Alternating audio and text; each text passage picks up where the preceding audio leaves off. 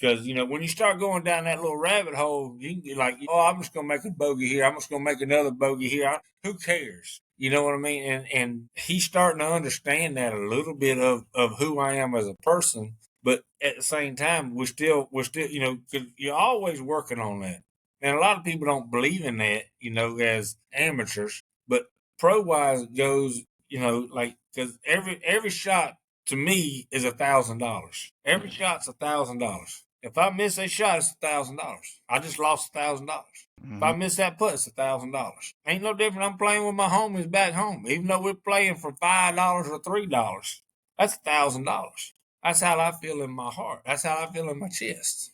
You know, so I mean, so you got to figure out how to separate yourself and to be able to believe in everything that you do because you practice. This is why you practice. This is what you do. This is why you have him. This is everything that goes on. Because if not, why would you have a caddy out there? So yeah, it sounds like you're learning as much about yourself as it is how to work with having a partner, more or less, who's your caddy. Oh, yeah. The same way you, for somebody out there listening who might not have played at the pro level or a very high level, but, you know, if you're in your job as an accountant or, you know, a salesperson or whatever you're doing, you know, you have that, but you also have your wife or your husband, whoever, you know, that you need that. Sometimes you have bad times and it's going to affect your job. And you got to have them support, and how do they lift you up, and how do they keep you back on track, and vice versa. So it's learning, I think, a lot about yourself as we age. Oh, that's the hard. To me, that's the hardest part, because like I look back when my 07, 08, 09, 10, like, and I hate to even say it the way I'm finna say it, but I was an asshole. I was a total asshole because all I wanted was one thing, and that was to be a winner. You know what I'm saying? Like, I shut everybody out of my life, my mom, my dad, and I shouldn't say I shut them out, but it was kind of like I went on with my career, and I went on like this is every day I got up, worked out, went and did everything I needed to do to make me better mentally. Because the golf ain't, that's all it is mental. Because everything we do, I mean, everybody can swing a golf club. You know what I mean? You just got to learn how to swing it. You got to learn how to, like, you just got to learn how to swing it. And, all right, yeah, I hit a cut. Well, guess what? I'm going to line up on the far right side of the tee box. I'm going to aim down the left side and hit my cut. You can play golf. I'm a drawer. I'm a toe drawer. Well, guess what? I'm going to get on the left side of the tee box. Now I'm going to aim down the right side, hit that little toe draw out there. You know, you can play that game, but at the same time, you got to figure out in your head how to put it all together. And it's so hard. To me, that's the hardest thing of playing golf. Like I said, like, dude, I wake up with nightmares. No, I shouldn't say nightmares, but I wake up at night thinking about everything that I've done wrong this past year. Since I've been home from missing the second stage, I've been trying to figure out where I messed up at. And and I know 90% of I shouldn't say 90%, 70% of where I messed up at is going to be putting. Because I felt like I'm holding a rattlesnake. I mean, I had the yips. I had the, whatever they want to call it. You know what I mean? You know, I mean, 3 foot in. I mean, dude, when you top a ball from 1.5 feet and it don't even make it to the hole, like, you got some issues. Yeah, you know? And I know, like, I got anxiety, but I don't know how to, like, and I'm trying to figure out how to cover all my anxiety up. And it's hard to cover it up. And that's what people don't understand.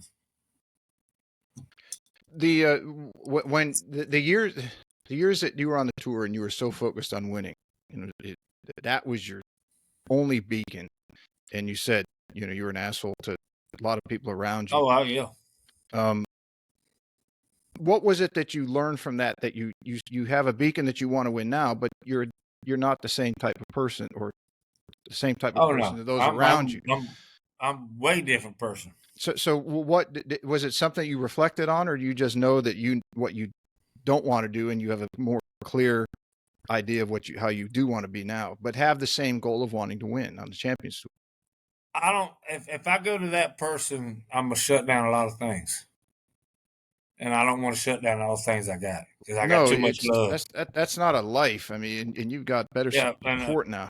You know, like you said but earlier. I'm being serious, like because you shut down a lot of things. You shut down a lot of people that's in your life that means a lot in your life, and that will help you in your life to learn. I mean, and every day we're learning. You know, we're humans.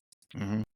You know, but at the same time, it's I don't want to put myself in that predicament to where I shut down somebody that I love or care about or want them in my life versus to make $1.5 million.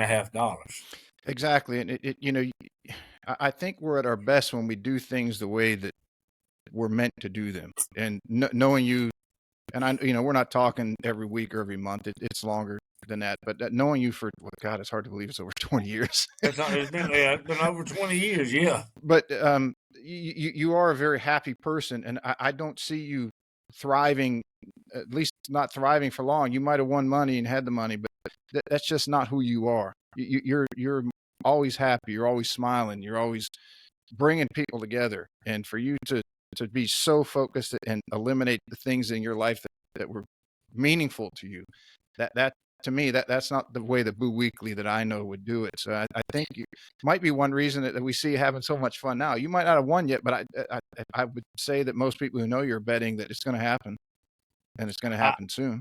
and I believe it's going to happen. I believe it's going to happen that I'm going to win and enjoy life because, I mean, it's there for the taking, man. It is. You know, and at the same time, I mean, I feel like I'm getting closer. Still got to work a little harder at what I need to work at, but at the same time, you